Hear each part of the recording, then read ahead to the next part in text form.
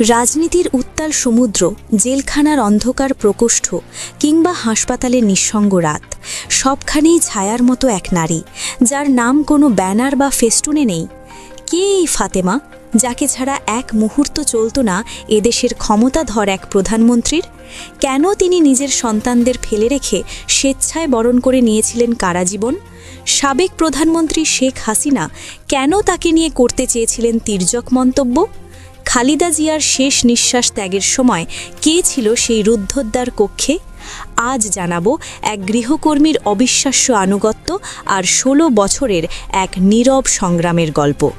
ইতিহাসের আড়ালে থাকা এই নারীর কাহিনী জানলে আপনার চোখে জল আসতে বাধ্য। বাংলাদেশের রাজনীতির ইতিহাসে অনেক বড় বড় নেতার নাম লেখা আছে, কিন্তু এই ইতিহাসের সমান্তরালে একজন সাধারণ নারী ১৬ বছর ধরে এমন এক দায়িত্ব পালন করেছেন যা সমসাময়িক দৃশ্যে বিরল। তিনি ফাতেমা বেগম। ভোলার এক সাধারণ পরিবারের মেয়ে থেকে কিভাবে তিনি হয়ে উঠলেন খালেদা জিয়ার একান্ত আস্থা, আজ আমরা তার জীবনের সেই পরিক্রমা দেখব। ফাতেমার জন্ম ভোলার কাচিয়া ইউনিয়নে। ৫ ভাই বোনের মধ্যে বড় ফাতেমার জীবন ছিল অনেক কষ্টের।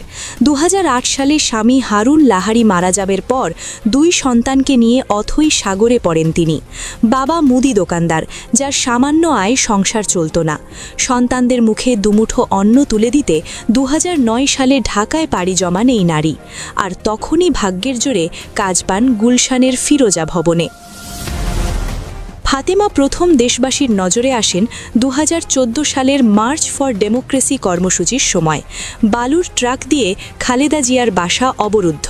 পুলিশের চাপে খালেদা জিয়া যখন ঠিকমতো দাঁড়াতে পারছিলেন না, তখন ক্যামেরার ফ্রেমে ধরা পড়ে একটি হাত, যা শক্ত করে নেত্রীকে ধরে রেখেছিল। সেটি ছিল ফাতেমার হাত।